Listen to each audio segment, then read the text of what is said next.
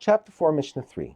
The Mishnah illustrates the basic case of the oath of testimony. What is the case of an oath of testimony? If someone said to two people who know testimony that can benefit him in a case involving money, "Come and testify for me."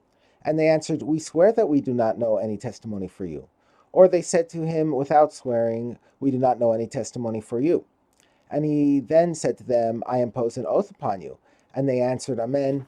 In either of these cases, if they later admit that they lied and swore falsely, they are obligated to bring an offering for making a false oath of testimony. The Mishnah discusses how many offerings witnesses are obligated to bring when the oath is imposed upon them several times and they deny knowing testimony. The law for this depends on the circumstances. The Mishnah discusses three cases. The first case, if he imposed the oath on the witnesses 5 times outside of court, and they denied knowing testimony each time, and then they came to court and admitted that they lied, they are not obligated to bring an offering. This is because the law of the oath of testimony applies only to witnesses who deny knowing testimony in court, as the sages stated in the previous Mishnah. The second case, however, if they came to court and denied knowing the testimony in court, they are obligated to bring a separate offering for each and every one of the 5 oaths imposed on them outside of court. The third case, if he imposed the oath upon them 5 times in court and they denied knowing testimony, they are obligated to bring only one offering.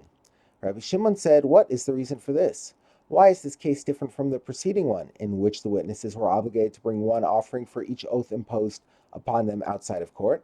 Because once these witnesses deny knowing testimony in court, they cannot return and admit that they do know testimony, since the court does not accept the change of testimony by witnesses.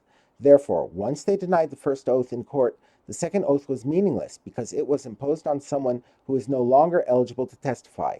The law of the oath of testimony does not apply to those who are not eligible to testify, as we learned in Mishnah 1.